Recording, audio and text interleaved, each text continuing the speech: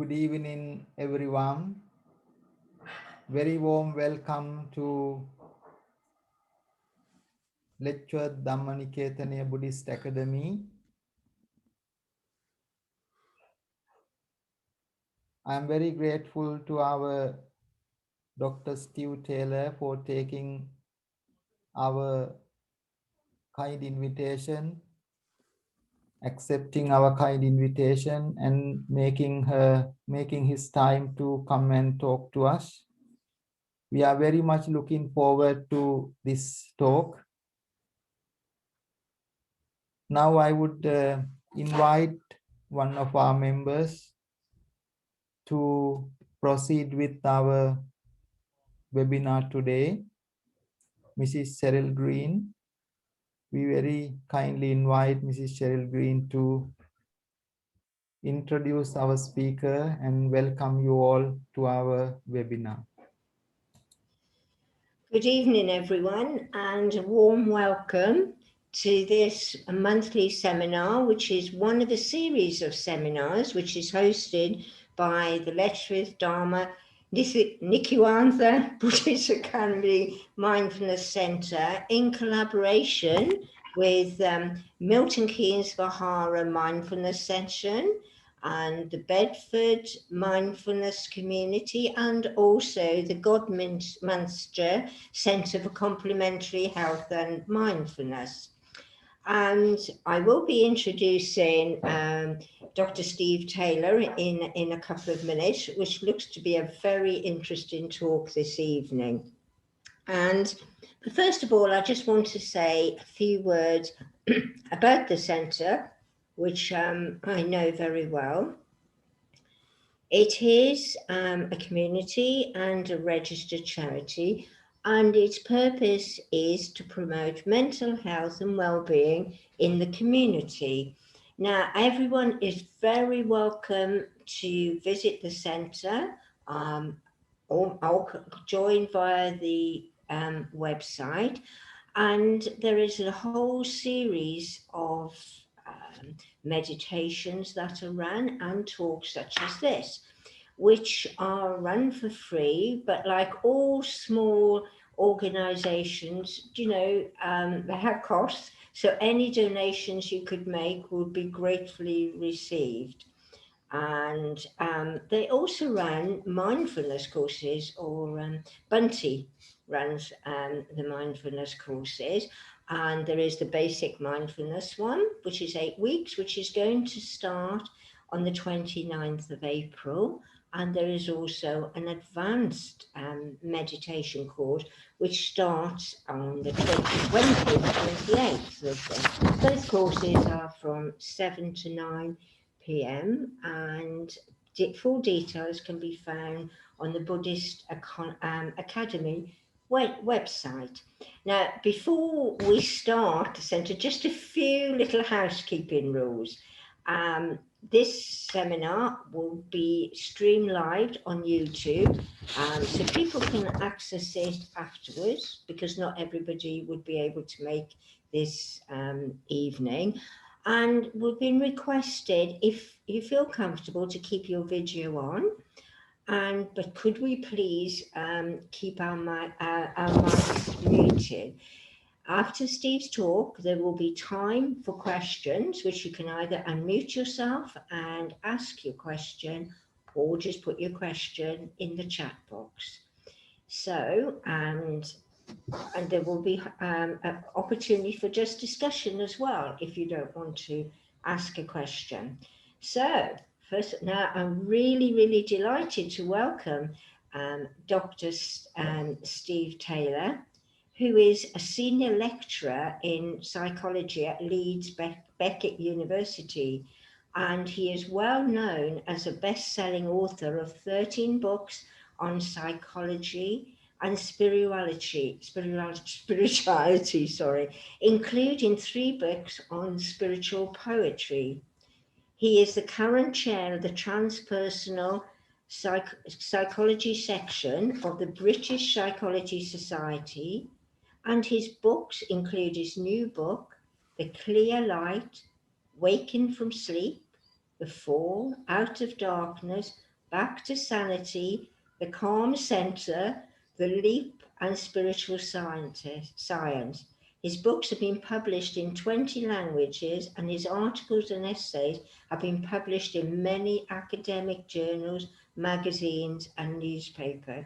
And he writes blog articles for Scientific America and for Psychology Today. And he's recently published The Transformational Effects of Bereavement, how loss and grief can lead to spiritual growth and other positive changes. And this was published on the Psychology Today website, and the link is available via the Temple website. Steve lives in Manchester with his wife and 3 young children, and he is a very busy man, so really appreciate him taking the time to come and give his talk to us this evening. Over to you, Steve. Great. Thank you, Cheryl, for that kind introduction. Good evening, everybody. Hope you are well. And so I'm going to talk to you this evening about transformation through suffering. And don't worry, it's not a workshop. I'm not actually going to inflict any suffering on you in the hope that you will transform. Although, who knows? We'll see how it goes. But I'm only joking, don't worry. I'm going to mainly talk about my research as a psychologist into the transformational effects of psychological turmoil. I've been researching the topic for about 10 years now. But I'm also going to read a couple of poems. I write poetry too, so I'd like to read a couple of poems in relation to the topic we're going to discuss tonight. And maybe towards the end of my session, I'll lead a brief meditation, because one of the things we're going to investigate is why suffering has transformational potential. It has actually, you know, out of all the phenomena which are associated with spiritual awakening, I think suffering is one of the most prevalent or powerful phenomena which are associated with spiritual awakening. So we're going to investigate, why is that? Why does psychological turmoil have such a powerful transformational effect? And I'm going to lead a meditation later on to illustrate why it has a powerful transformational effect. But let me begin by reading a short poem. This is from my recent book, The Clear Light. And I like to begin meetings with this particular poem because it's a good way of starting a meeting in a fresh and open and empty way. It's about starting a meeting or any encounter with people in a state of presence, which means letting go of preconditions and concepts and prejudices and concepts of the future and the past. And in a sense, it illustrates what we're going to discuss this evening, because we'll see later on that the transformational potential of psychological turmoil and suffering is largely about letting go. It's largely about detachment, or the dissolving away of psychological attachments. So this is also a poem about letting go, so it fits with that theme. So this is called Meeting Purely in Presence. Let's meet without pretense, without hierarchies of status or artificial shows of respect, without trying to impress each other with our humor or knowledge or charm.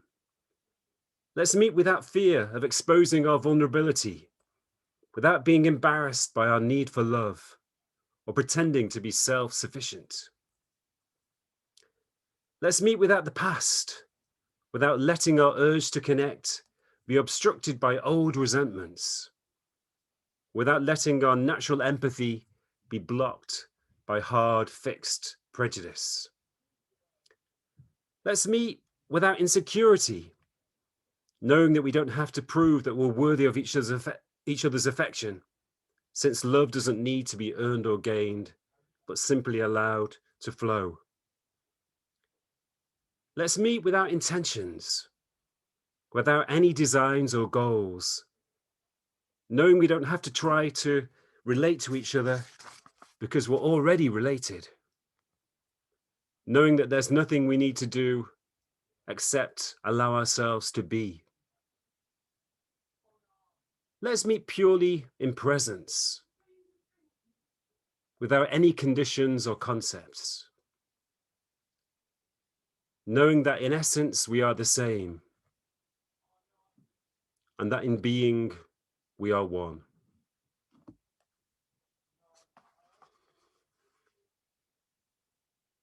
So just for a few moments before we begin with my talk, let's just rest in presence for a few moments. Maybe close your eyes for a few moments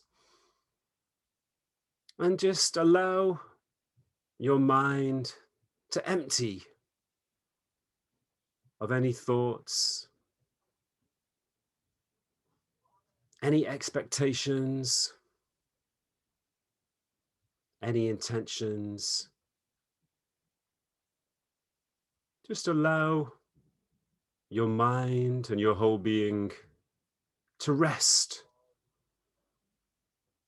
in quietness and emptiness.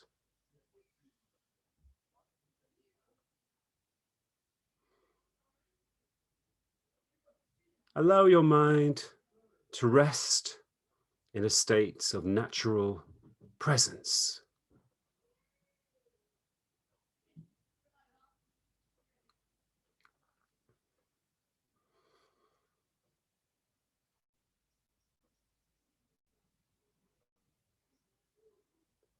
And in this state of presence, we can connect with one another. Wherever we are, however distant we are in terms of space and time, let's reach out and connect with one another beyond the physical distance which lies between us.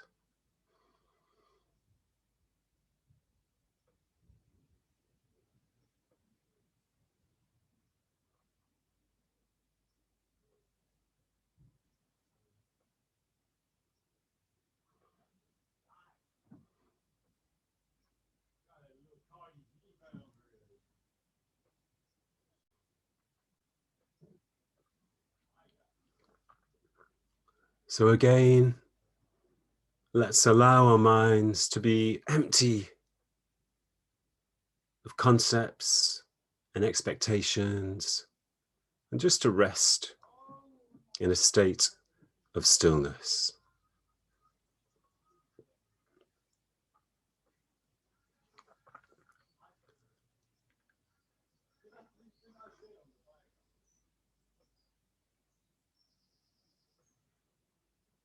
And when you are ready, let's retain that state of inner quietness and stillness and open our eyes again.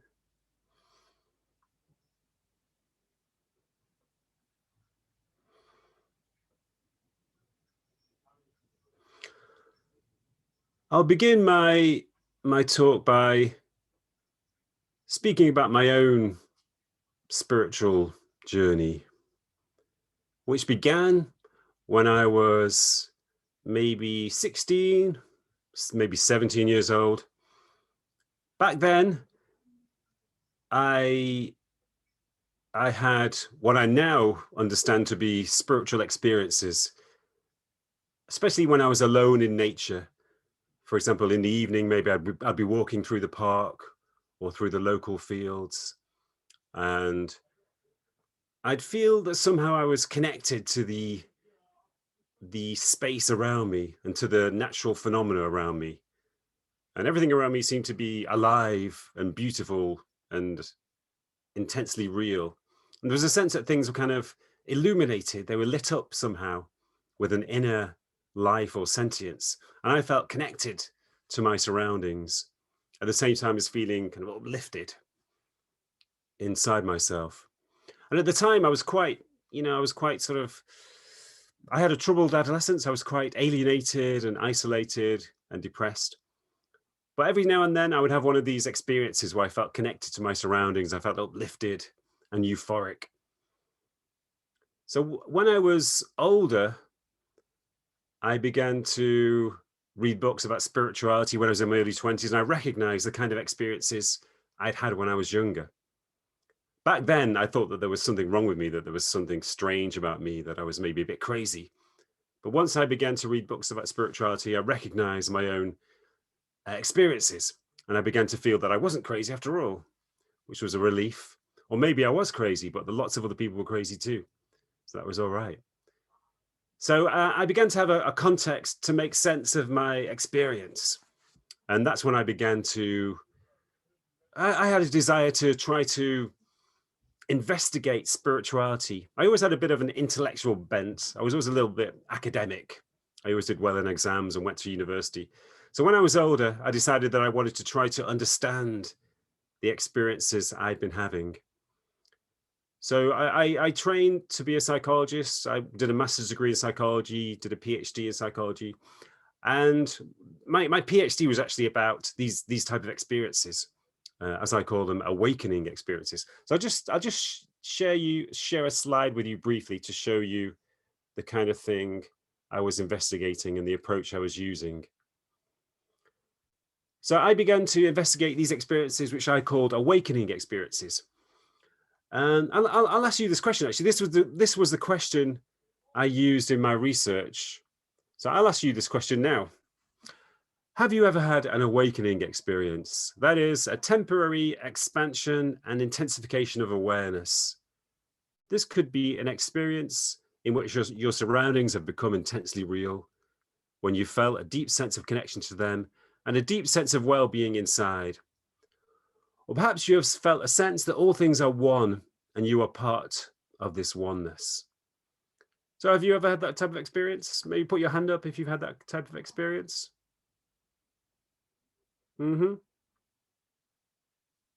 Okay, excellent. So I wanted to understand how common these experiences are, and most of all, I wanted to understand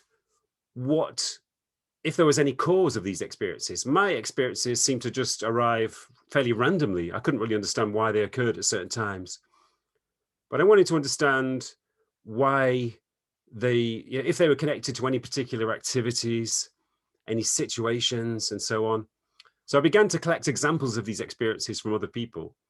I collected hundreds of reports of these experiences. You could call them spiritual experiences or mystical experiences. And to my surprise, I found that the most common trigger or context in which these experiences occurred was psychological turmoil. So on the slide, you can see a study I conducted of 90 awakening experiences or spiritual experiences. And these are the triggers on the right side of the slide. So 37 of the experiences were caused by psychological turmoil, such as stress, loss, bereavement, or combat. So a very wide range of, traumatic experiences. The type of trauma doesn't really seem to matter. It just seems to be, it needs to be fairly intense. When people are in intense states of trauma or turmoil, then there is a likelihood that they can shift into an awakening experience. So as you'd expect, nature was a significant trigger, 23 out of 90. Spiritual practice, again, that's what you'd expect. So 21 of the experiences were triggered by spiritual practice. And there were some smaller triggers such as love, sex, watching or listening to an arts performance, and psychedelics. Only 3 experiences were related to psychedelics. People are sometimes surprised by that, but psychedelics do not always induce awakening experiences or spiritual experiences. Maybe they do sometimes. But I was quite surprised at how common psychological turmoil is as a trigger of awakening experiences. And I began to reflect on my own experiences, which occurred when I was in a state of alienation and depression as a teenager. I thought maybe there was a relationship there. In fact, I've got a vivid memory of when I was 19 years old. I was at university. I was extremely depressed. I was so depressed I was actually I had thoughts of suicide. And I just remember suddenly there seemed to be a change inside me. Suddenly I felt this incredible sense of uplift. All my problems seemed to dissolve away and everything seemed to be all my problems seemed to disappear. Everything seemed to be perfect. The whole world seemed to be in harmony. So I think, you know, I definitely experienced that myself in moments of deep turmoil. Let me just give you a couple of brief examples from my research. Actually, I think I can make this slideshow larger. That's right. So hopefully you can see that. Depends on where your screen is. You may have to move your screen viewer. But this was an experience which was given me by a soldier, an ex-soldier. It was a guy who was actually in Vietnam in 1969, an elderly American guy, elderly now. But back then, as a young man, he was in Vietnam and he was in a battle. And this is how he described his experience. With casualties mounting, I was in a state of high anxiety. At one point, after carrying yet another severely wounded Marine to a waiting chopper, something happened to me. It's actually indescribable, but I will make a feeble attempt to do so. I opened up literally from my perspective. I came out of myself. I expanded infinitely. I disappeared. It didn't last long, but it was the most powerful experience I've ever had. So when this gentleman returned to America, he wanted to understand this experience, which had been so significant to him. So he knew intuitively that he could understand it in spiritual terms. So he began to investigate different spiritual paths. He investigated Buddhism. He began to meditate. And he said that he never managed to recapture this experience, but he didn't mind because just the knowledge that experience was there was enough to give him a sense of optimism and a sense of trust. But it's quite common for these experiences to generate an interest in spirituality. People seem to know intuitively that these are spiritual experiences, even if they don't know anything about spirituality. They know that they can understand these experiences and that they can recapture them by following a spiritual path of some form. Here's another example. You can see there's a marble here, and this is because this experience was given to me by a woman who was in hospital. She had attempted suicide after a long period of depression, and she was lying in a hospital bed. She woke up one morning and there was a marble on the bedside table. For some reason, she had no idea why, but she picked up this marble and suddenly it became a symbol of universal oneness and harmony. So this is how she described the experience which followed. I saw reality as simply this perfect oneness. I felt suddenly removed from everything that was personal. Everything seemed just right.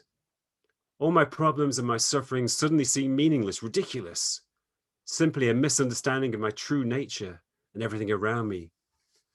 There was a feeling of acceptance and oneness. It was a moment of enlightenment.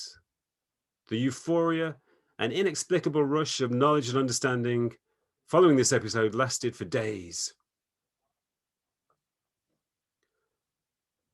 So as with the previous gentleman, this experience was, even though it was a temporary experience, she said it lasted for, well, the experience lasted for a short time, but the rush of understanding lasted for a few days. It was a temporary experience, but it had a life-changing effect. It gave her a sense that there is something more positive, that her problems were not insoluble, that she could transcend her problems.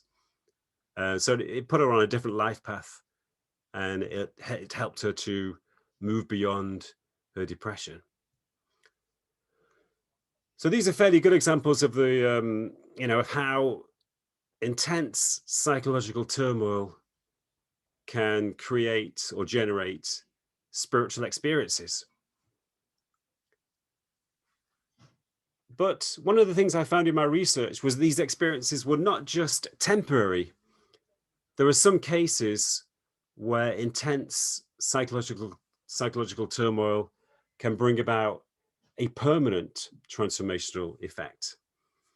So I began to find that there were certain people who, perhaps following a diagnosis of cancer, a period of addiction, also a bereavement. In fact, that was quite a common trigger, bereavement, intense stress or depression. They would undergo a sudden shift. It wasn't just a temporary experience. it was a sudden shift into a different kind of identity, almost as if a new self had been born inside them. Some people even said that they felt as though they were a different person living in the same body. A woman even told me that she underwent a transformation following a bereavement, and she returned to her hometown a few months later. And she was really surprised when people recognized her and said hello. She thought, who are they saying hello to? Who are these people? How do they know me? Because she felt so different. She felt that she was a different identity. So it seems to be, what seems to be happening here is the sudden emergence of a new, higher functioning self that appears to have been latent, waiting to emerge. It's a bit like, you know, when a chick is ready to hatch from an egg. In some people, the chick will hatch after a period of intense turmoil. A period of intense turmoil seems to break down the normal ego, and we'll explore the reasons for that in a short while. But once the normal ego dissolves away, this new self emerges naturally, as if it was just waiting to emerge. So again, just let me give you a couple of examples just to make this experience more tangible. Oh, by the way, these are just a couple of quotes from people who were describing the new sense of identity they experienced. One person said, it's like there are two people. There's a before and after. Another person said, there's no going back. I'm a different person now for the rest of my life. Another person says, the way it feels is that I've permanently broken through to another state. I've moved up to another level of awareness, which I know is going to stay with me. It's like the transformation a caterpillar goes through during the chrysalis stage before emerging as a butterfly. That's a very beautiful description. That's the way many people experience this transformation. It seems to be a shift up to a higher self, a self which functions in a more integrated and more united way. And just let me give you a couple of examples. This is a lady called Irene, and I think she was about 51 years old. She was diagnosed with cancer, breast cancer. And at that time, she was a successful professional person. She was the marketing executive for a medical company, a pharmaceutical company. And once she was diagnosed with cancer, everything changed. And it wasn't a gradual process. It happened straight away. Her transformation occurred straight after her diagnosis. And this is the way she described it. She said, it was the first time I'd seen death as a reality and realized that life is just temporary. The following day, I woke up and thought, I'm just so lucky to be alive, the fact that I'm still here. The air was so clean and fresh, and everything I looked at seemed so vibrant and vivid. The trees were so green and everything was so alive. I became aware of this energy radiating from the trees. I had a tremendous feeling of connectedness. So this really was an awakening. It was as if scales fell from her eyes and she was seeing the reality of things. And I think it was largely to do with the fact that she no longer took life for granted, because a lot of the time we're not really aware of the reality of death. We take life for granted. We don't value our lives. We don't value the people in our lives. But once death becomes a reality to us, everything changes. We realize that life is temporary, fragile, and therefore incredibly precious. So I think that was what happened to Irene. She stopped taking life for granted. She woke up to the preciousness and the beauty and the wonder of life in the world. I think that's another thing that happens when we stop taking life for granted. We become aware of the strangeness and the wonder of the world, which we normally are not aware of.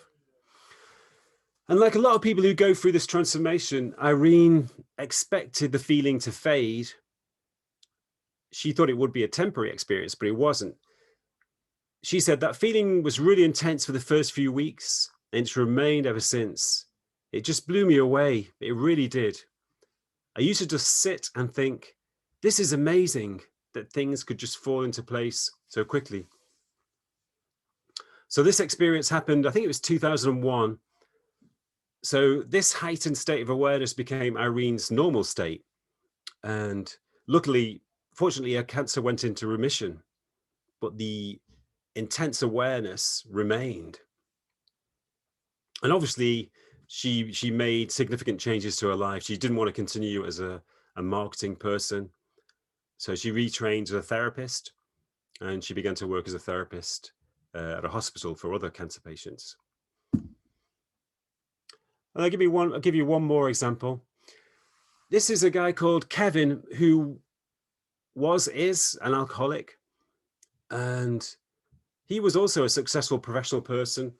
He was an architect. He had his own company, but he was also an alcoholic.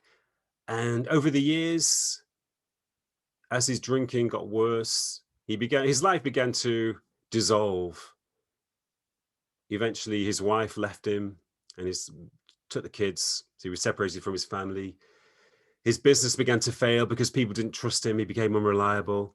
His friends began to turn away from him because of his behavior when he was drunk. So his whole life began to dissolve away. And eventually, he reached the point where he'd lost almost everything. His company had failed. His family had left him. He had very little money left. He had £200 in the bank, I think. And he decided he was going to commit suicide. He'd reached rock bottom. So he decided he was going to spend his last £200 on as much whiskey as he could buy and just drink himself to death, or try to drink himself to death. But then he realized that he remembered that his father had been a spiritualist. His father had been to see mediums. So it suddenly occurred to him that this life may not be the end. And he thought, oh no, what if this life just continues? I commit suicide, but I'm still alive, just in a different way. He thought maybe suicide isn't the answer. Then he was in a telephone box and he saw an advert for Alcoholics Anonymous meetings. So he decided he had nothing to lose. He was just going to go to the meeting. And he managed to stop drinking for a few days, going to meetings 2 or 3 times a day. And he reached the point in the AA process where you hand over your problem to a higher power. But he didn't believe in God, but he thought, I can conceive of some kind of higher power. So I'm just going to hand over my problem to whatever this higher power is. So he did that. He just made a mental effort to let go of his problem. And suddenly there was this amazing sense of relief. Suddenly something dissolved away inside him and something was released inside him. A new kind of energy, a feeling of peace was released inside him. And the desire to drink seemed to just disappear. And this is how he described it. This is just after he underwent this transformation. He said, sitting in front of a gas fire in a small room with the wallpaper peeling off, on a chair with horsehair sticking out, I felt so content, so at peace. It was quite unbelievable. After that, I felt like I was on honeymoon. I didn't have a trouble in the world. I owned nothing. I was happy to own nothing. It's an understanding that there's something working at a higher level than us. It's knowing that we don't have anything to worry about. And again, it was a permanent transformation. I spoke to Kevin 15 years after this transformation. And again, he'd had no desire to drink over those 15 years.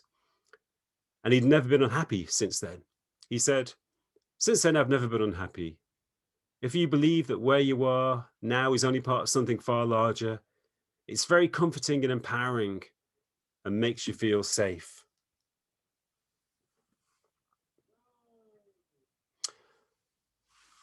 So I think you'd agree these are pretty amazing examples of transformation.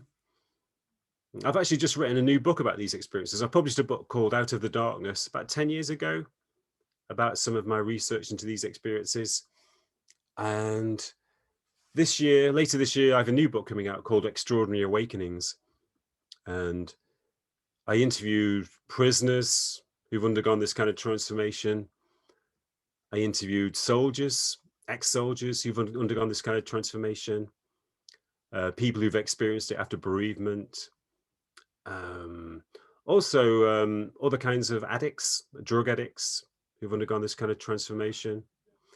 So it's a transformation that can occur in many different contexts.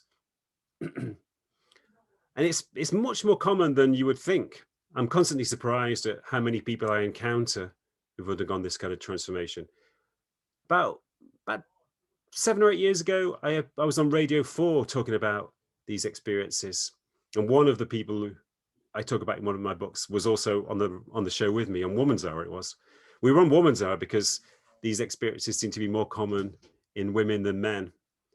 So we were kind of discussing why that might be. If you have any ideas, just let me know, because it's still not very clear why that is. But after that, I was kind of inundated with stories of these experiences. You know, I had dozens, over 100 people wrote to me to share similar stories, not just of temporary experiences, but permanent transformational experiences. And a lot of people who go through this experience don't know anything about spirituality, even though they feel this extraordinary sense of connection and bliss and well-being. They don't really understand what's happened to them. So there can be a slight layer of confusion as well, because they don't really know how to explain it. And other people think they've gone crazy. You know, they think, why has my friend become so different? Why has my husband or wife changed like this? In fact, it's not uncommon for people to go through divorce after these kind of experiences, because their partner does not understand what's happened to them and they've changed so fundamentally. So I've always had a strong feeling that these experiences are much more common than most people realize. What normally happens is that people slowly gravitate towards spirituality, and eventually they do understand what's happened to them. They know that they can make sense of it in the context of spiritual teachings. So they eventually learn to meditate. Some people become Buddhists. Some people, gravitate to other kinds of traditions and practices. But they always eventually understand what's happened to them, even if it takes a few years. And it can sometimes, these transformations can also be a bit difficult. There can be a certain degree of instability, especially when they occur very, very suddenly and dramatically. They can be quite explosive, and they can cause some psychological disturbances. So that period of disturbance can also last for quite a long time. But again, eventually it fades away. It just takes some time to integrate these experiences, because they're so powerful. They can be powerful and dramatic. So obviously, as a psychologist, I wanted to understand why these experiences occur. Why does intense psychological turmoil have this transformational power? And my feeling, obviously there are no cut and dried answers to this question, but my feeling is that it's connected to attachment, or a letting go of attachment, you could say. Most accurately, you could say it's connected to a dissolution, a dissolving away of psychological attachments. Because if you think about it, when people go through intense turmoil, attachments break down, and that's why they are in turmoil. So if you think about Kevin, the alcoholic we just heard from, his life slowly broke down over the years. So he lost his role as a husband and father. He lost his role as his status as a professional person. He lost his possessions and so on. He lost his self-respect. So all of these psychological attachments, which bring us a sense of identity and a sense of security, are slowly broken down. The same thing happens with a diagnosis of cancer. If you are diagnosed with cancer and death is a reality, then your hopes and ambitions for the future, your attachment to your possessions, to your wealth, to your success, to your achievements, and so on, all of these attachments are broken down. Everything breaks down.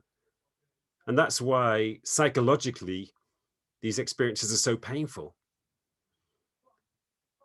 So in my view, these psychological attachments, they constitute our sense of identity. I call them the building blocks of our identity. Or you could say the building blocks of our ego identity. Not really our true identity, our ego identity. So your ego identity consists of your ambitions, your hopes, your beliefs, your sense of status, your attachment to possessions. And there are so many different types of attachments. So intense psychological turmoil has the capacity to break down all of these attachments. And obviously, for many people, that's a tremendously painful experience, and there are no positive aspects at all. But for some people, maybe the people who are ready to undergo some form of transformation, for these people who are ready, when the ego identity breaks down due to the loss of attachments, then a new identity emerges inside them. As I said before, it's almost as if this new identity is waiting for the opportunity to emerge. And when the ego self breaks down, then the new identity emerges. Just like a phoenix emerging from the ashes. Or in the metaphor the person used earlier, like a butterfly emerging from a chrysalis. So I think that's why, every human being goes through intense suffering. As the Buddha said, suffering is a part of human life. We can't escape it. So every human being goes through intense trauma and suffering at some point in their lives, if not at several points in their lives. But it only seems to be transformational for a relatively small number of people. I think that's because some people have this latent self, this latent awakened self, which is waiting to emerge. Maybe it depends on your attitude as well. I found in my research that an attitude of acceptance is really important. When you go through a period of intense trauma and loss, an attitude of acceptance can have an alchemical power to transform your loss into a new state of being. So I think suffering in general has transformational power, but often it takes an attitude of acceptance to harness that transformational power. So I found again and again that a lot of people could identify a moment of acceptance when they let go of their resistance to their predicament, when they stopped deceiving themselves and they really faced up to the reality of their situation, no matter how painful it was. And they opened themselves up to the situation, they embraced it, they accepted it. That was the moment when their transformation occurred. I actually wrote a poem called The Alchemy of Acceptance, which is partly about that, because acceptance has this alchemical power. Maybe I might read that in a short while. So let me take you through a brief meditative exercise just to kind of illustrate what we've been discussing about attachments and letting go of attachments, and how that can give rise to the transformational, that can allow the transformational potential, which is always within us, to manifest itself.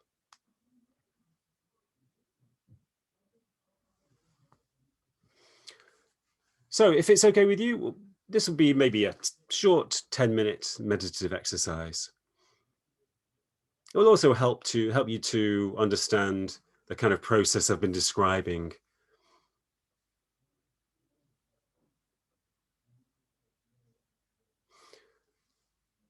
So let's close our eyes for a moment.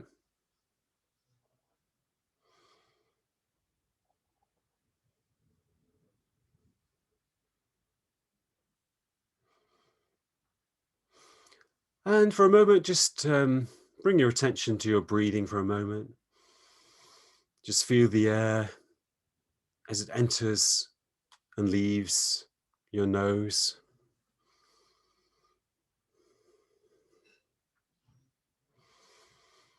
Just feel how your stomach rises and falls with your breath.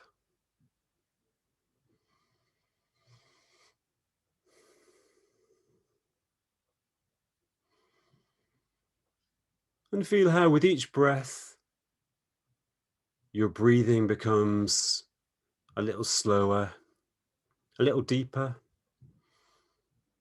and a feeling of relaxation increases within you.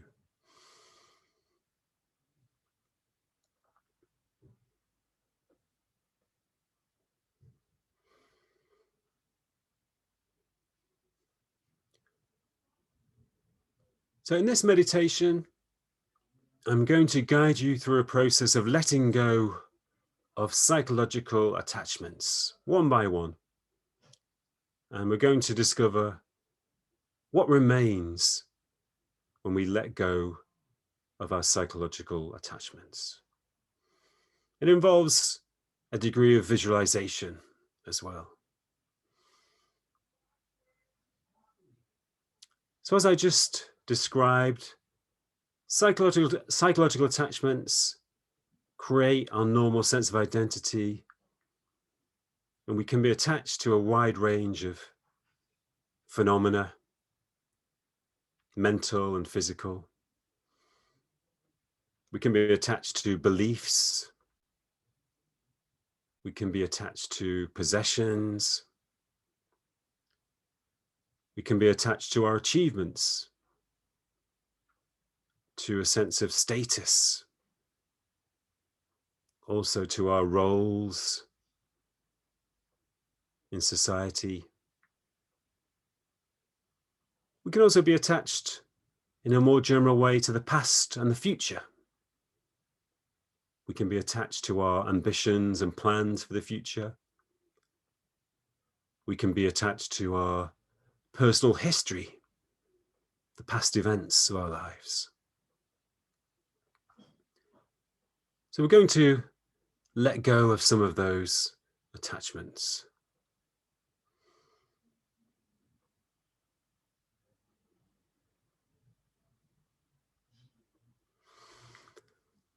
So let's begin with our sense of the past and the future. We know that it can be useful to plan the future. It can be useful to learn from the past. But the past and the future are essentially just ideas. They only exist in our minds, in our memories, in our anticipations. We know that the only thing which really exists is the present moment.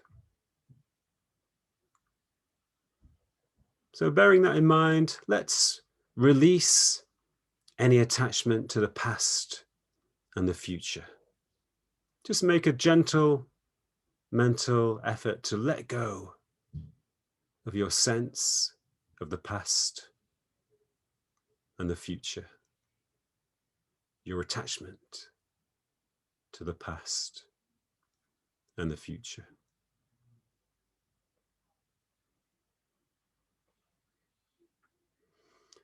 And as you let go of your attachment, maybe you can feel a slight sense of release, a slight sense of openness as you let go.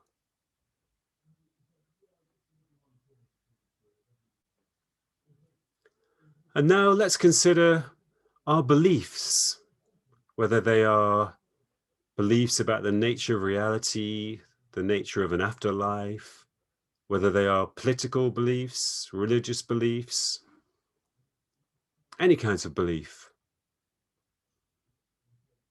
Let's remind ourselves that beliefs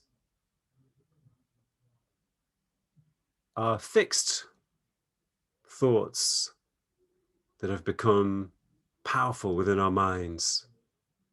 They're condensed thoughts that have become fixed into our minds. And let's just allow our attachment to any beliefs to dissolve away. let's just release our attachment to any beliefs.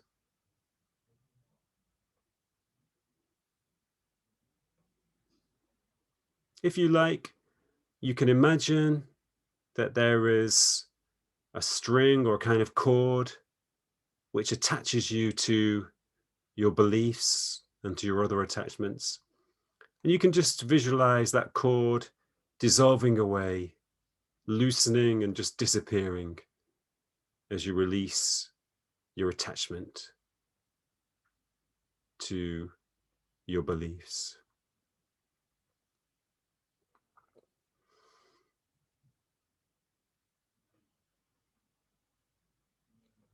And now let's consider our achievements, the knowledge that we have built up, and the achievements we have built up during our lives. Maybe we feel a sense of pride, a sense that we are special or important because of those achievements and because of that knowledge. But let's remind ourselves that achievements are just part of the past, and the past doesn't really exist. Let's remind ourselves that knowledge is just information which is collected in our memories. And although it can be useful, it also belongs to the past because it belongs to our memory. So let's release our attachment to our achievements from the past, to the knowledge that we've built up from the past. And just feel a sense of release and freedom as you let go of those attachments.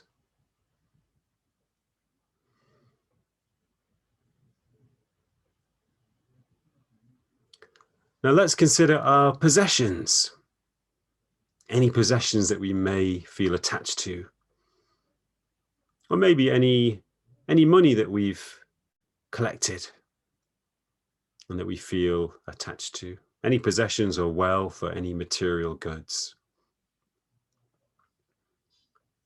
Let's remind ourselves that in reality we can own nothing.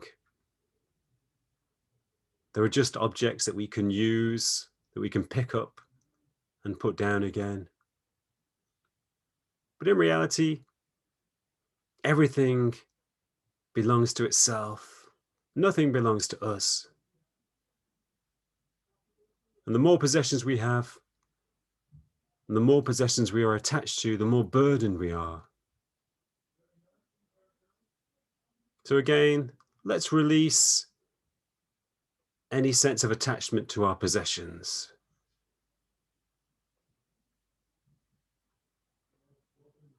Again, if you like, just imagine that there's a cord connecting you to any possessions you're attached to. Just allow that cord to soften, weaken, and dissolve away. And as it dissolves away, you feel a sense of liberation.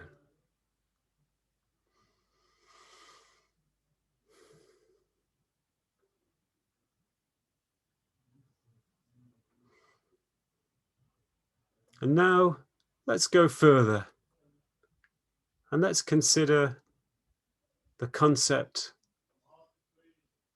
of your physical form and your appearance. Many people define themselves in terms of their appearance, or they're attached to their appearance. Let's remind ourselves that the essence of our being, our pure consciousness, has no physical form. It has no appearance. So just become aware of the formless, non-physical nature of your inner being. And as you do so, let go of attachment to your appearance, your physical form.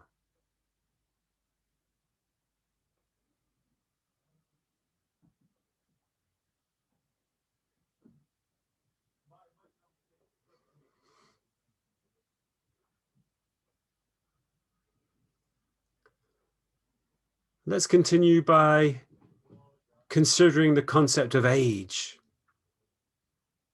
Many people define themselves partly, at least, in terms of age. Other people define us partly in terms of our age. Let's consider again that the essence of our being has no age, just as it has no physical form. It's timeless and ageless. So let's let go of the concept of age, the meaningless number that represents our age. Just let go of your attachment to the concept of age. Feeling a sense of release as you do so.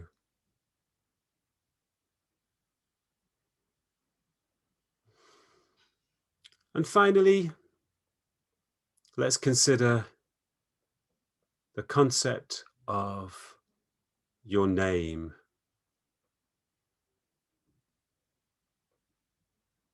Let's consider that your name is just a sound that was given you by your parents in order to communicate with you or to label you. And in reality, the essence of your being has no name, just as it has no physical form and no age. It is nameless, ageless, and formless.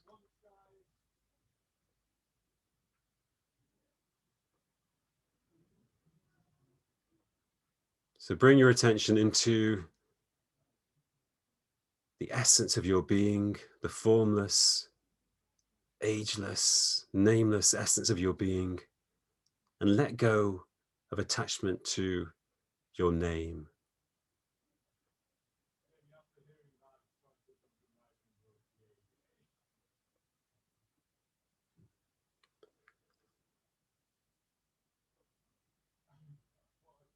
So now we've let go of our attachment to beliefs, to the future and the past, to achievements, to knowledge, to possessions, to our appearance, to our age, to our name. So let's consider what remains now at the end of this process. What remains is the essence of your being, the pure awareness of your being,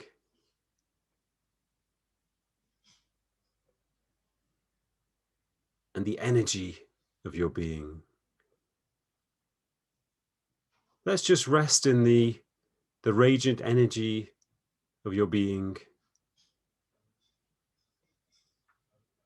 for a few moments, without any form or any name, just pure awareness and pure energy.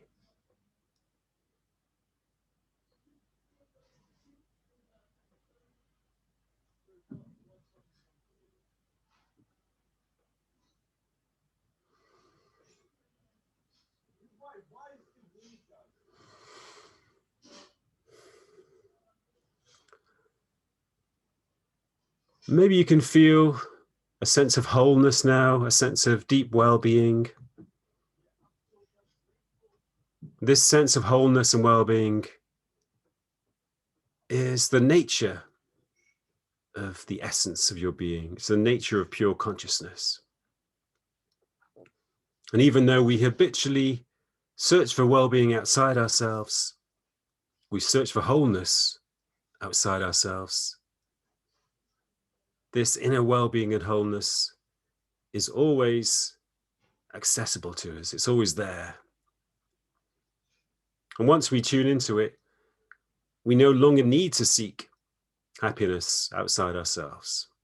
We no longer need to attach ourselves to external things.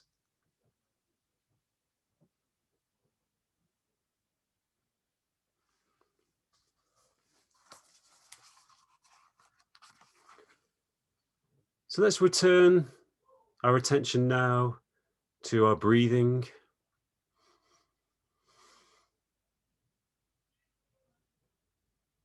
Be aware again of the air entering and leaving your nose. Be aware of your body again, your stomach rising and falling, the feeling of your body sitting against the chair, your feet on the ground. And after another couple of breaths, let's slowly open our eyes again.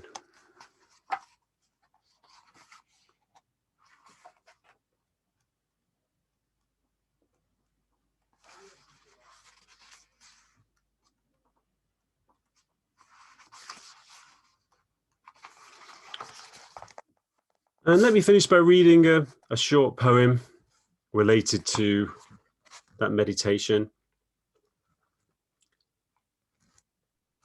And this is simply a poem called Loss. And it's about the transformational power of loss, which is basically what we've been discussing this evening. Loss. In every loss, there is liberation. When we're adrift in the future, chasing after goals and ambitions, loss pulls us back to the present. When illusions of success and status have inflated our self-importance, loss returns us to reality and reminds us of our insignificance. When our minds are full of confused desires, loss disentangles us and simplifies our lives so that we have space to grow. When layers of dull contentment are suffocating our souls, loss strips us naked so that the world can touch us freshly and we can feel alive again. When there are too many attachments inside us, obscuring our true nature, loss empties out our being and reconnects us to our essence. Loss breaks down our identity so that our broken fragments can fuse together again at a higher level of order. In loss, we find ourselves again.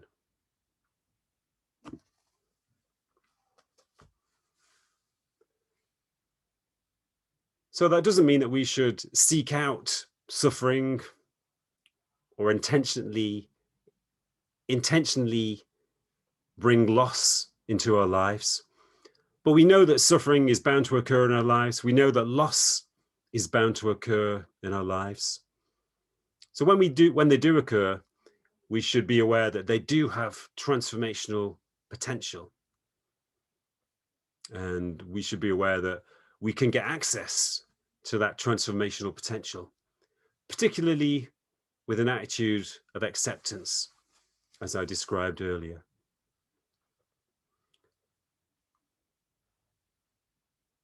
So I think there is a spiritual message, even when we don't go through intense psychological suffering, there is certainly a message that we can carry over into our lives, even when they are perfectly free of suffering, even when our lives are stable and comfortable and content. So the lesson is about detachment. It's about attempting to free ourselves from psychological attachments, and in doing so, gaining access to the sense of natural wholeness and well-being, which is always inside us. I think that's basically what happens when people go through intense trauma and then have a spiritual awakening. They just let go of their attachment to external things and tune into this natural wholeness and well-being, which is always there, even if it gets obscured sometimes.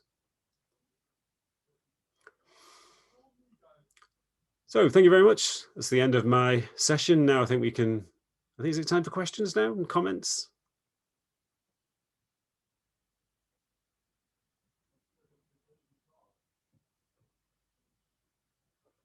Thank you very much, Dr. Steve. That was a very thought-provoking presentation, talk, and also taking us step by step to experience it rather just listening. I can see people really engaged in listening and understanding. So I am very grateful, and I'm very happy to host this.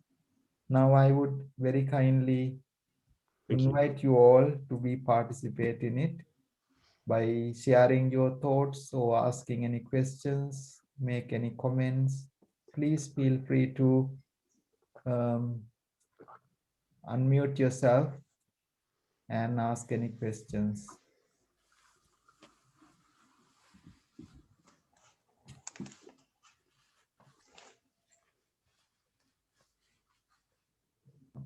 Steve can also look into the chat box.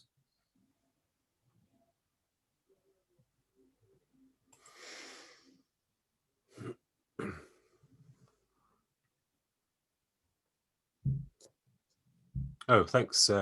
Cherry, is it? Thanks for a comment about my poem. There's a question here. Can you say how this differs from dissociative states when under severe stress? Well, dissociative states are a defense mechanism against stress, and they depend on separating yourself from the reality of the situation. So, for example, in a state of trauma, people sometimes dissociate themselves, and they, in order to stop feeling the pain of the situation. But this is it's very different because it's not a defense mechanism. It's the opposite. It's actually a process of entering into the reality of the situation. It's not escaping the reality. It's facing the reality and entering into it, and thereby unlocking the transformational potential of the situation. And when people go through this permanent transformation, there is a very strong sense that they have a much deeper and more intense contact with the reality than before. The world becomes more real to them. Other people become more valuable to them. Their relationships become more intense, more authentic, and more intimate. They often have a very strong desire to contribute to the world. That's why they often give up their normal jobs and become therapists or counselors, or enter similar professions. So there is a sense that they're not evading reality. They're actually becoming much more intensely engaged with the world.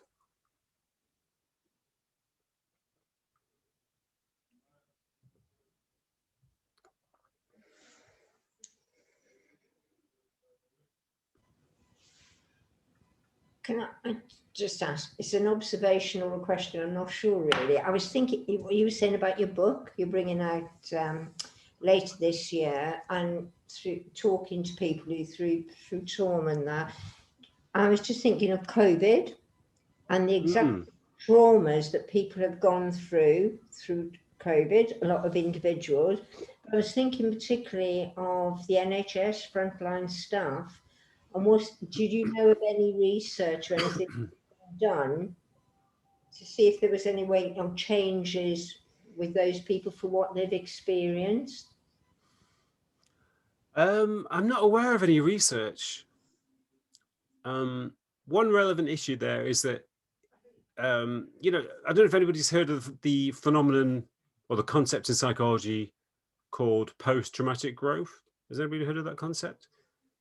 It's been studied a lot over the last 20 years or so. And it's about how, any challenging situation, any period of trauma can give rise to personal growth. But that sometimes happens over several years. It's kind of different to the transformation we've been talking about, which is normally quite sudden. But post-traumatic growth is very gradual, and it usually only occurs once the initial stress of the situation has died down. So, for example, one of the first ever studies of post-traumatic growth was in the late 1980s. I don't know if any of you remember that in 1987, I think it was, there was a ferry which sank off the coast of Belgium near Zeebrugge. I think 250 people died, 200 people survived. So an insurance company employed a team of psychologists to investigate the survivors. And the psychologists found, to their surprise, that 47% of the survivors, this was 2 years later, 47% of the survivors reported positive effects of the disaster.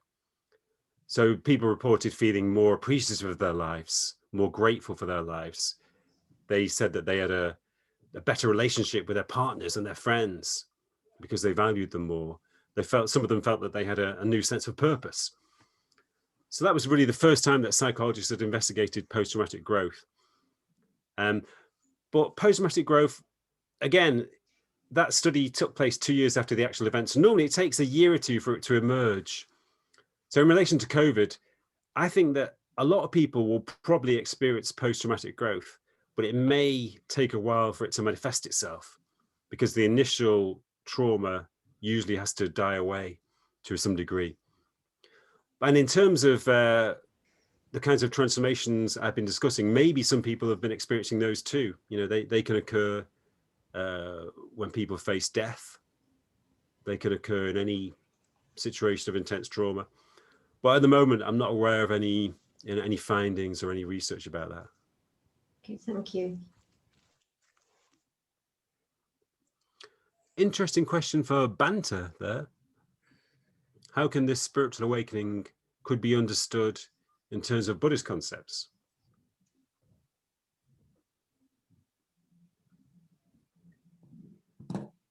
I would say that that depends on how the spirituality being defined as well. As explained, very aligned with the Buddhist concepts. When we have certain situations, we started to wake up ourselves, rather just being taken things for granted. That is a kind of an nature of ignorance or delusion, living in the darkness. Certain situations can force us to wake up ourselves to see things in the real perspectives, rather getting lost in our thoughts, in our senses, in our external world. As Steve mentioned slightly, that it can be found within, rather externally. So this spiritual awakening is to wake oneself into the reality and be aligned with it. Let go the past, let go the future, and just be into the present to see things as they are. That letting go concepts brings the awakening, which represent the happiness of liberation, as explained in some of the scenarios, that they feel lighter, they feel brighter, they started to see things. So it is very much a state of being in the present moment, letting go, not get lost in our delusional aspects. That was very interesting. I'm glad that somebody asked that question. I think Dr. Nanda asked that question. Thank you. So that very much in the line of Buddhist teachings about it. Yeah, I think the theme of detachment and letting go is quite strong in Buddhism.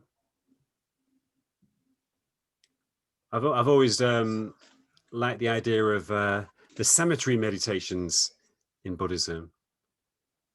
the idea that, you know, by contemplating death, you can detach yourself from the world, and how awareness of death can be liberating.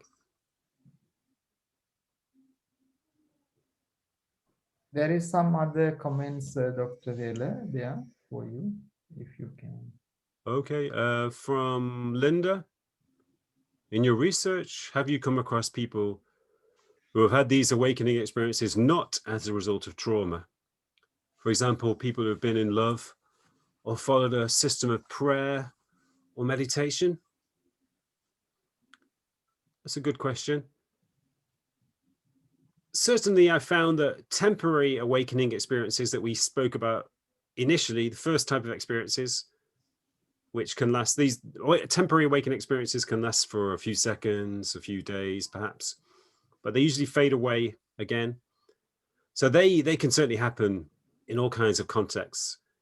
As we saw in the slides I showed you, they often happen through contact with nature, through following spiritual practices, sometimes due to love, sometimes due to watching an arts performance. But if we speak about the permanent awakenings, which we discussed in the second half of my talk, excuse me, it's less common for those to occur in different situations. The dramatic and sudden awakenings that we discussed are almost always related to trauma. Sometimes they happen for no apparent reason. In a small proportion of cases, they seem to happen for no apparent reason that can be identified. But in the majority of cases, it's certainly related to trauma and turmoil. But it's also important to be aware that spiritual awakening is also a gradual process. It's a gradual process that can occur over years, over decades, over a whole lifetime, over several lifetimes, thousands of lifetimes, however far you want to go. Because spiritual awakening arises from spiritual practice, and it arises from following a spiritual path, such as the Buddhist path. So yeah, so I make a distinction between gradual spiritual awakening, which arises through spiritual practices and paths, and the sudden and dramatic awakening, which usually arises in severe instances of severe trauma and turmoil. So from Swarna, Dr. Taylor, is this awakening something like dissolving of egocentricity? Yes, exactly. It's the dissolving of the ego. As I mentioned in the talk, in my view, attachments are the building blocks of the ego. And when attachments break down, it's as if a house breaks down. Imagine that, you know, you slowly take the bricks of a house away, brick by brick. Eventually the house collapses. Or imagine that there is an earthquake and the whole house just suddenly collapses in one instant. But the house of the ego collapses when the building blocks of attachments are removed. And when that happens, people, as I've said, take on a different kind of identity. It's as if they switch into a higher functioning, awakened self. And one of the characteristics of that higher sense of identity is that people, you know, they're more altruistic. They are more selfless, less selfish, less self-centered. They have a kind of a greater sense of connection to other people and a greater sense of connection to the world in general. So they are less self-orientated, less egocentric. One way of describing it, I think somebody used this term to me once. It's a shift from a mode of, well, in the kind of in the pre-transition mode, life is about what you can get from the world. But after transition, life is about what you can give to the world. So a shift from getting to giving, a shift from accumulation to contribution. Interesting comment from Johnny. Thanks, Johnny. Just wanted to ask, is this awakening the same as a Kundalini awakening? That's interesting. If you go to my website, you'll find an essay about Kundalini awakenings. Let me just tap my website in there, stephen-taylor.com. Yeah, I recently published an essay about Kundalini awakenings, investigating whether they are similar to these kind of experiences. I think the essay is called Two Modes of Spiritual Awakening, Ego Dissolution and Explosive Energetic Awakening. Because one of the things which has emerged from my research is that there are possibly two different modes of sudden spiritual awakening. One is the kind we've mostly been talking about tonight, when the ego dissolves away through the breaking down of psychological attachments. But the other mode is very similar to what is normally conceived as Kundalini awakening. The other mode is a very explosive and energetic kind of awakening. It's so explosive that it can be disruptive. It can cause psychological disturbances. It can make people think that they've gone crazy. A lot of people who experience it are diagnosed as, diagnosed with schizophrenia or psychosis and given medication, or even taken to psychiatric hospitals, because it's very explosive, very energetic, and it disturbs a lot of our normal psychological functions. So some people find it difficult to hold down their jobs. They find it difficult to concentrate. They find it difficult to relate to other people, to interact with other people. All of these normal functions are disruptive. So yeah, so certainly in some cases, this awakening does resemble Kundalini awakening, when it's just, when the awakening is very dramatic and very sudden.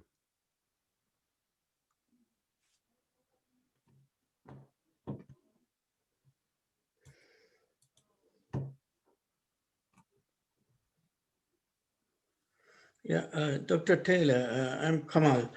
Hi. Yeah, it was a nice talk. So I want to just ask, you said when someone someone is getting rid of his sense of ego, so person is going to have a different identity. Is that right? Yeah, normally. Yeah. Okay. Yeah, my question is now, from Buddhist perspective, when someone is reaching the first level of awakening called Sotapanna or stream enterer, so person is losing the sense of ego. So, and then he may unlikely to do things like, just doing things, unwholesome deeds by mind, by speech, and by body. So now, from psychological perspective, how would you describe a person who has got a different identity? So once he lost sense of ego, not from Buddhist perspective, from psychological. Okay. Yeah. I could use a metaphor, actually. In fact, I used this metaphor in a poem. I wrote a poem called "The Landscape and the City," and the way I would describe it is that the normal ego is like a city. It's like a city which is very powerful, very big, and it takes over the landscape and isolates itself from the landscape. So there is a division between the city and the countryside. And the city kind of eats up the resources of the countryside. It sort of drains away the resources and the energies of the whole landscape. So that's the normal ego. But after awakening, well, I wouldn't use the term ego because it's not really appropriate, but there is, let's say, self. When there is a sense of self, it's more like a kind of, let's say, like an eco-village, which is integrated with a landscape and which isn't really distinct from the landscape. It blends into the landscape, and it interacts with the landscape in a mutual, altruistic way. So what I'm trying to say is that there is no division between the self and the world. the self is not a separate, isolated entity anymore. It's part of the world.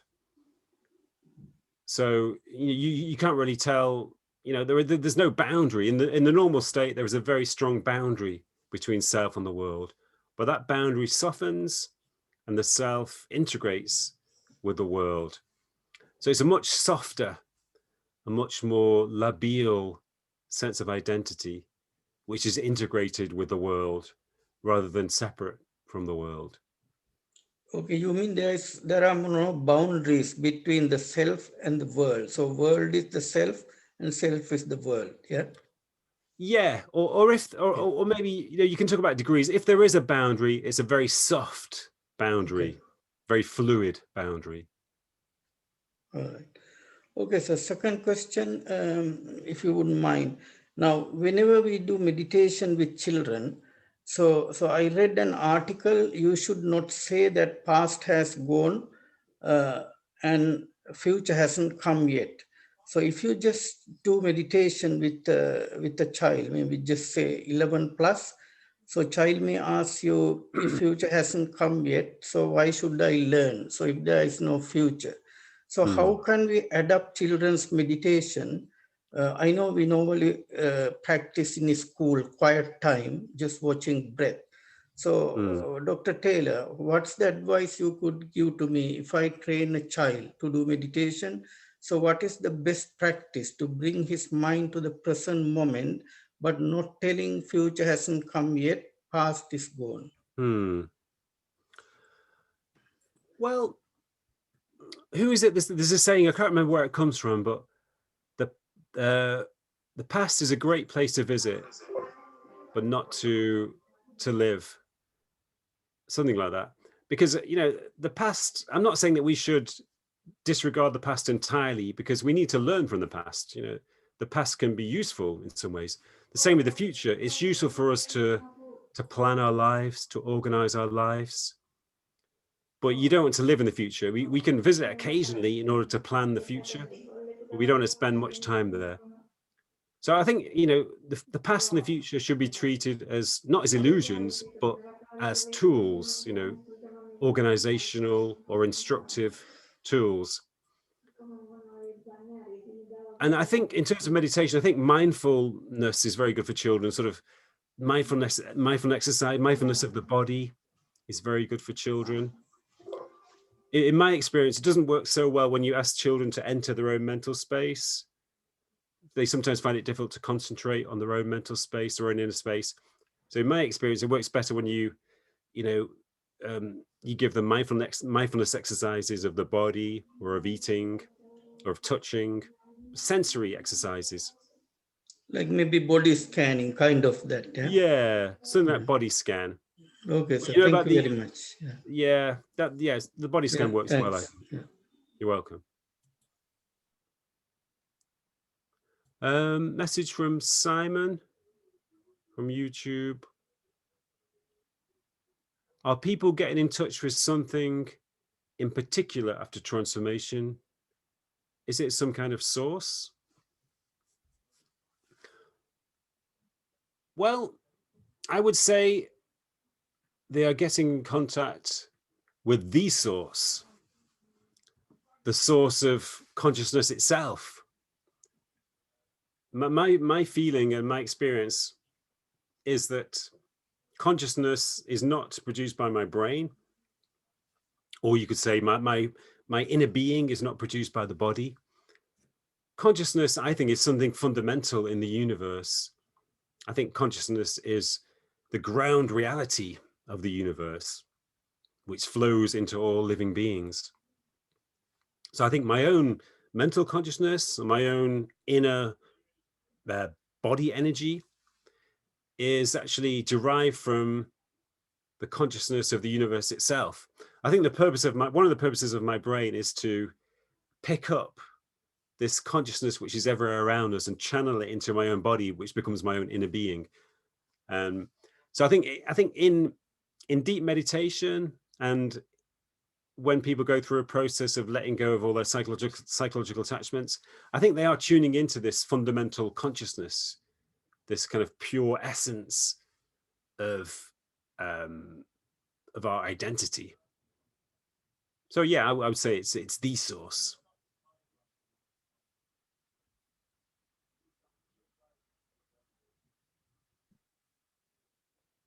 And I think.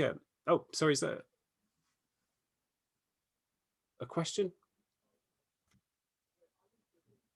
So I was going to say that I think that you can live your whole life rooted or connected with this source. And when you do that, I think your life becomes very rich, very stable, and you're not as affected by the stresses and strains of everyday life. There's a sense of being rooted in something deeper, which gives you energy and which fills you with a sense of harmony. I think that's what these people experience after their transformation.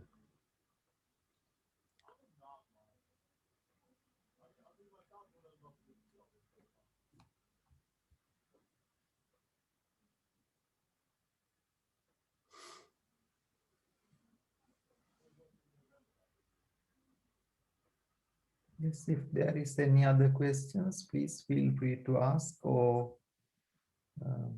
post into the chat box.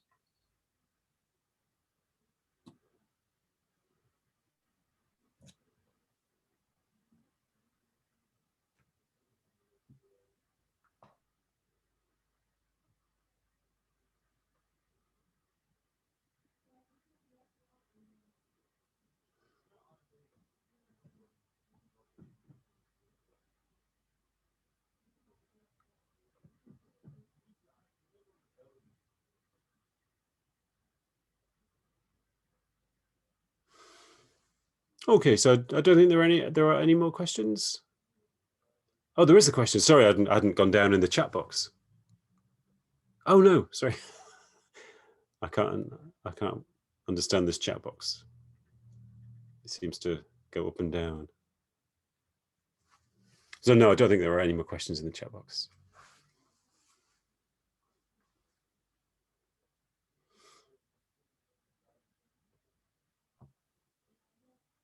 Hope everyone is enlightened, spiritually awakened.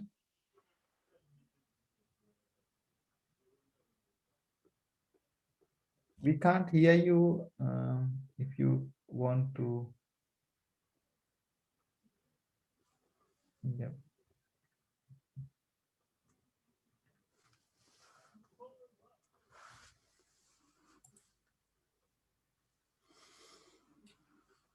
Yes, if there is any questions, I would give another few minutes to ask if there is anyone want to ask any questions. Hey, Steve. Hello? Well, this is George Oxenfeld. I've corresponded with you in the past and gotten so much out of your work. Unfortunately, I live in the Chicago area and I missed the time on this, and I just tuned in at the last question and answer period, basically. One question is, do you know if this will be on YouTube? Will I be able to watch the full presentation on YouTube or somewhere? I think so. Can somebody verify that for me? I think there will be a link where you can watch it in retrospect. Is that right? Yes, that's right. Yes, we will post the talk on this title by Dr. Steve's name, so you can search it and you would find it.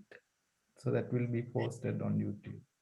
Very good. And what books are you have another book coming out soon? Yeah, I have a book coming out in August this year. It's called Extraordinary Awakenings. Actually, I might be able to. I was going to say I could find the cover, but I can't find it on my computer. Yeah, it's the subtitle is what is it? When Trauma Leads to Transformation. So it's basically about the phenomenon we've been discussing tonight, with lots of interviews with remarkable people who've undergone this transformation. Did you undergo a similar experience, George? Yes, I did. A Kundalini type of experience that really overwhelmed my ability to function. And fortunately, I didn't wind up in a mental hospital. but it was a process that took many years to integrate. And your work explains that process so well, and some other aspects of spiritual awakening, especially your book on spiritual awakening. I forget the exact title of it, but The Leap, is it? The Leap, exactly. The Leap. It brings these concepts into such practical, everyday language, understandable language, and I find that very, very helpful. And the idea that being awakened doesn't mean having supernatural powers or being blissed out all the time and all that kind of stuff. And so, again, I would just like to again thank you for your work, and we'll tune in to this presentation you gave today and look forward to your next book. Thank you. Oh yeah, thanks, George. Yeah, nice to meet you here. Was your Kundalini experience, was it triggered by anything, or was it quite random? Could you associate it with any? It was triggered by drug abuse, particularly amphetamines, but then it took on a life of its own. I think I stressed myself out so much that something happened in a deep psyche. Many years later, I read by a book by a Jungian, and he describes this as a return to the center. I'm trying to think of the guy, John Perry. John Perry was a San Francisco Jungian, and he describes this as plunging into a mythological, ancient archetypal level of the psyche, and then it's this return to the center where this, I was convinced the world was about to end. I was going to play an important role in it. I go down to Lake Michigan near Chicago, lay half in the water, half out, waiting for, and it was this death and rebirth process, which I was projecting outwardly onto the culture. And but as I say, I'm fortunate I didn't get locked up and was able to process this, slowly over the years. And okay, I'll ask you a question. Maybe I missed this earlier.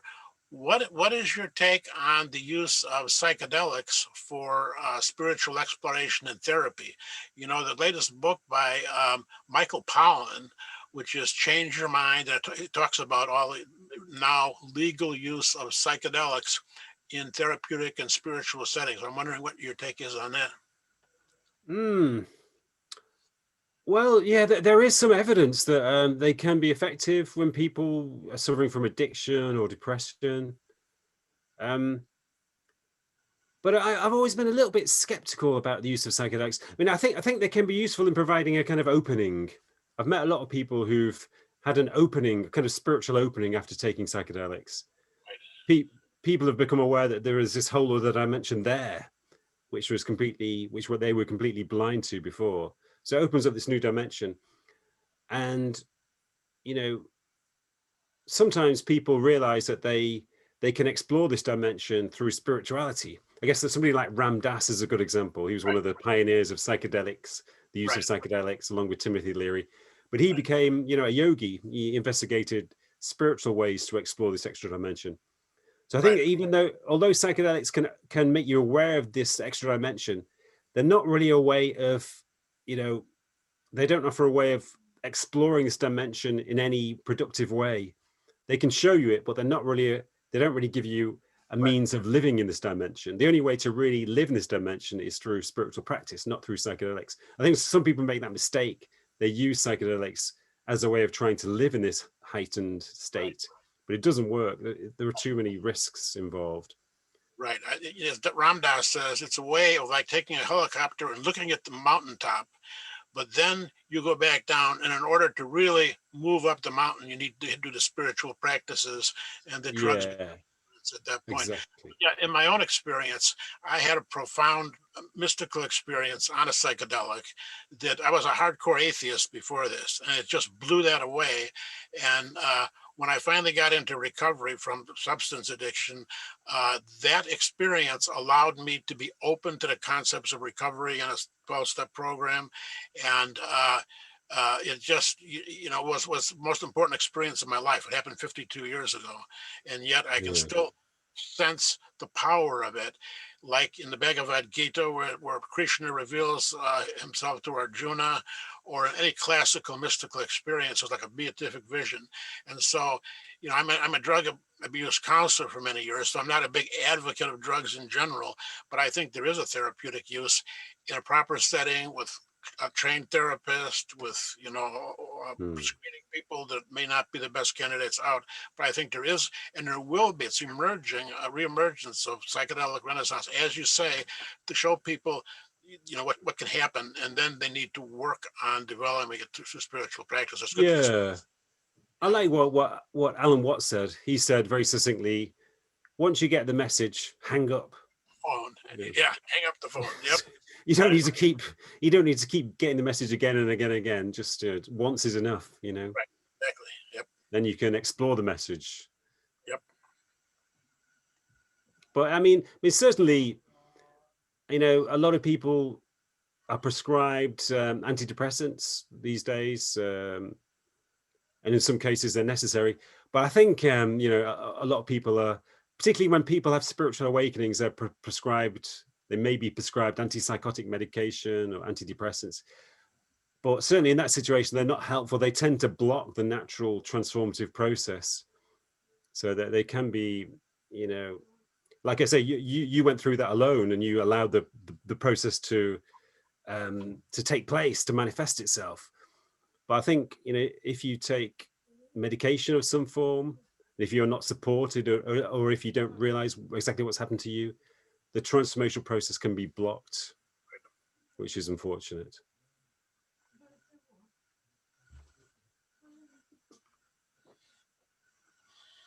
Yeah, I think Swarma says, oh, sorry, I've missed the chat box again. It keeps disappearing. Yeah, psychedelics have been known to cause psychotic experiences, which one may not be able to control. Yeah, that's certainly true. The way I talk about this in my book, The Leap, and I suggest that psychedelics, they basically dissolve the ego, but they don't bring anything in its place. They dissolve all of the structures of consciousness, but they leave a kind of vacuum there. But if you go through a process of spiritual practice, if you follow a spiritual path, if you meditate, it's not just dissolution, you're kind of remolding yourself. You're creating a new sense of self, a non-egoic sense of self. So it's not just dissolution, it's construction as well. Comment from Nicola. I noticed from your wiki page, one of your books has a foreword by Eckhart Tolle. I have read The Power of Now several times. It's one of my favorite books ever. What is your perspective on Tolle's own experience of the spiritual awakening? Well, he's an excellent example of somebody who awoke after a long period of trauma. As he says in The Power of Now in the introduction, he lived in a constant state of depression. I think he says interspersed with periods of suicidal depression until he was 29 years old. So his anxiety and depression increased, became more intense until he felt he couldn't cope anymore. And that's when his transformation occurred. So he's a really good example of somebody who underwent transformation through turmoil. In fact, I interviewed him in my book, Out of the Darkness, and he gave a really good description of that process of the normal ego dissolving away, and a new self, a new spiritually awakened self emerging to replace it.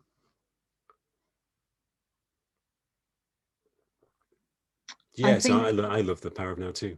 I think one of my favorite quotes was when he said, like, before his awakening, he had like suicidal thoughts, like you say, and one of the things he thought was, I just can't live with myself anymore.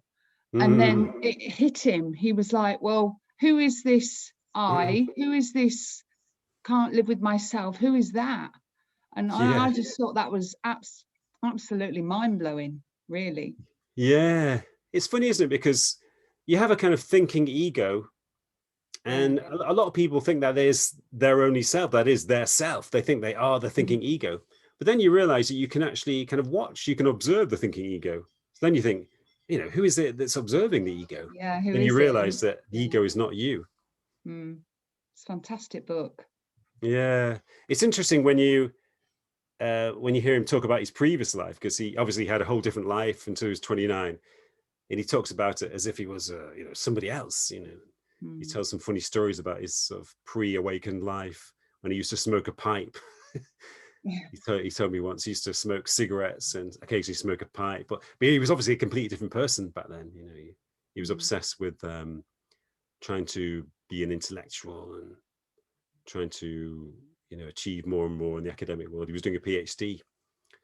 But yeah, so he's a good example of how a previous identity can completely dissolve away, and then a new distinct self can take over. Thank you. You're welcome.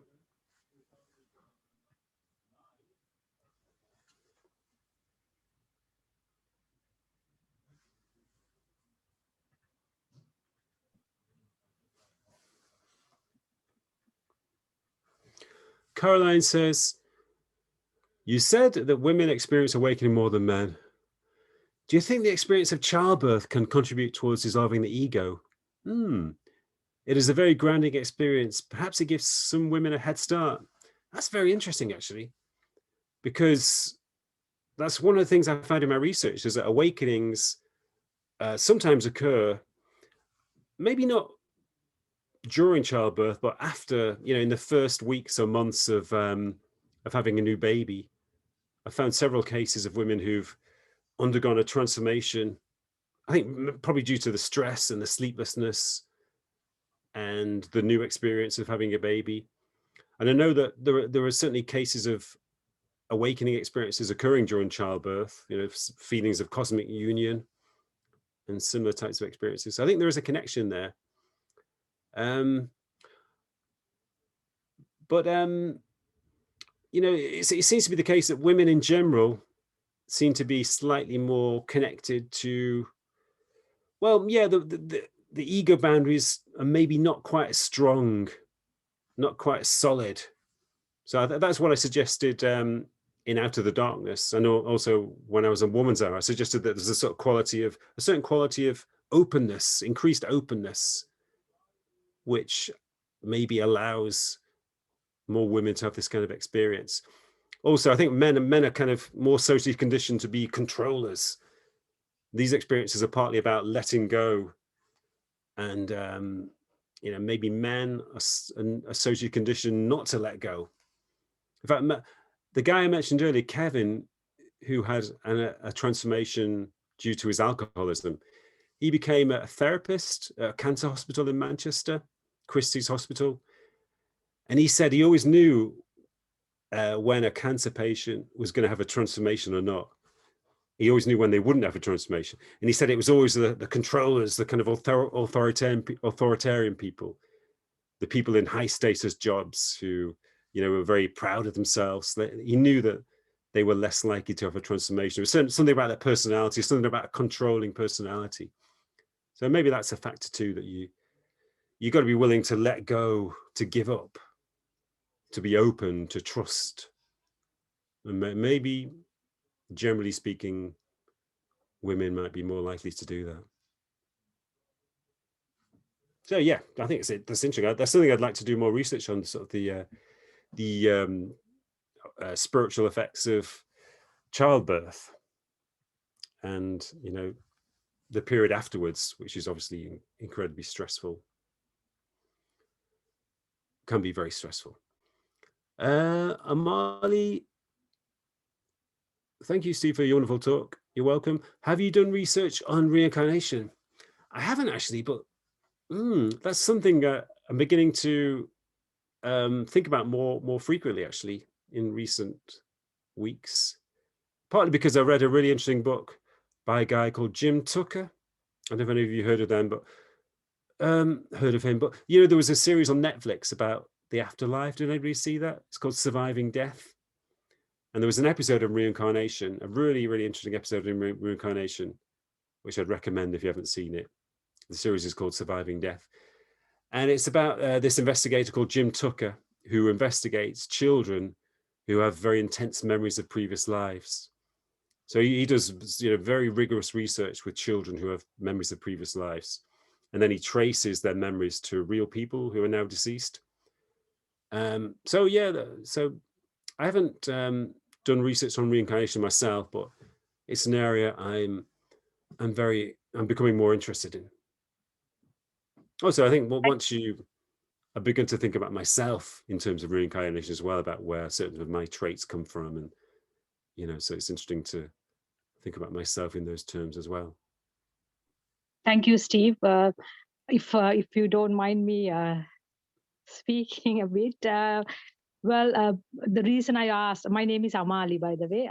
Reason I asked this question is that in Buddhism, Lord Buddha has said that, maybe Bhanthe can confirm this, that we have been collecting, obviously, data from our samsara, the collective lives that we've had.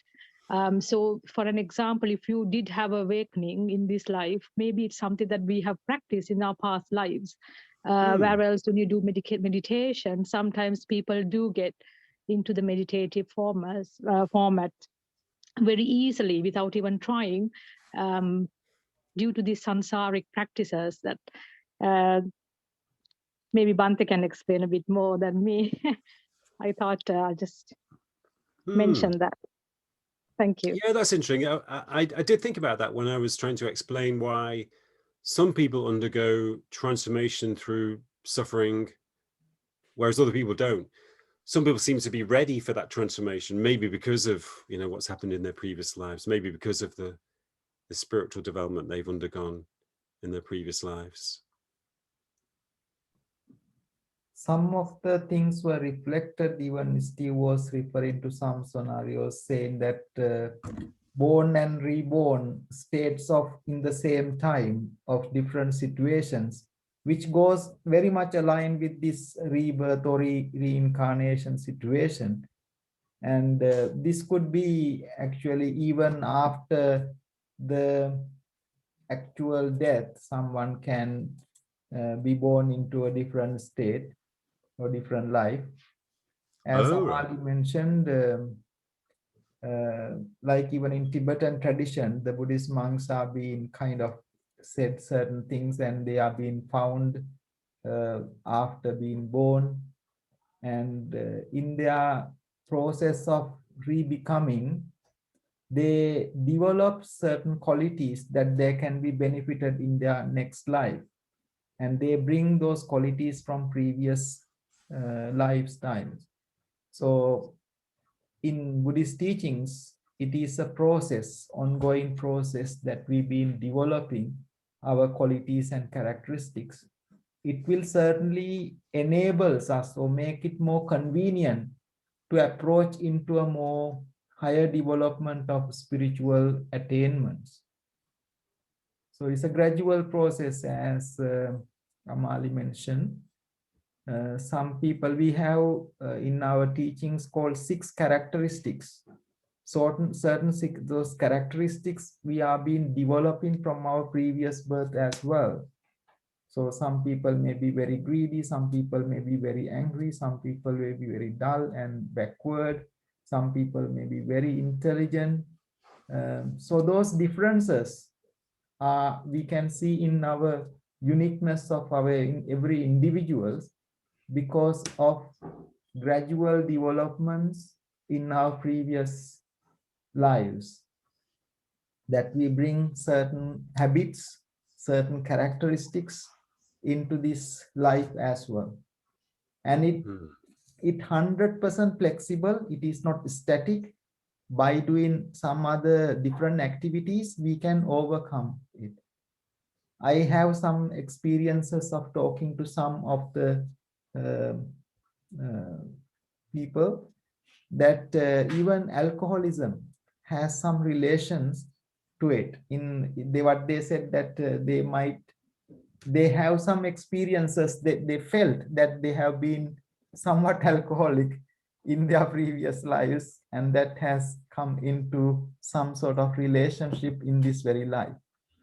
And I have some experiences by listening to certain spiritual explanations of people, certain illnesses, like even cancer. The person may die, but certain cells of cancer, they continues and they kind of coming from the previous lives. So this has some other explanations into the karma definition as well, certain aspects of karma. Eventually, that everything is subject to change, that can be modified or improved and eliminated.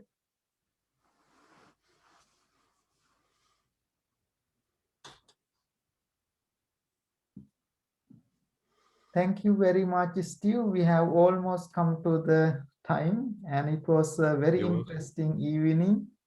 And I'm very glad that you gave us the opportunity to share your experiences and all the knowledge that you have spoken to people, seen in many ways, and been into those practices within yourself, which is wonderful. And I'm very grateful to Dr. Elliot Cohen as well for introducing you to us. And I'm very grateful for taking your very busy time. Once I asked you straight away, said, no, I would like to come. And you were saying that you were busy with your new book and you wanted to still make the time and to contribute this for our community. So I'm very, very grateful on behalf of everyone of our meditation center and our community. We are very grateful, and it was a great pleasure to have you on this platform, and we look forward to listen to your experiences in the future and even in the next life as well. So we hope to meet you again. Thank you. It's a pleasure. Thanks. So with that note, and thank you very much, everyone. We'll sit 1 minute in meditation to finish our practice for the seminar today, webinar today.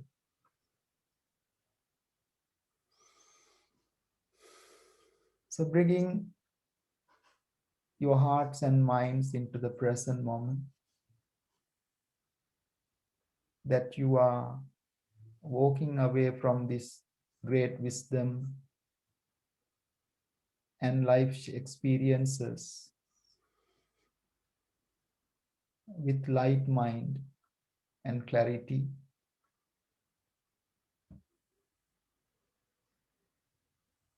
As the breath goes in, just take very simple manner. As the breath goes out, just relax the body.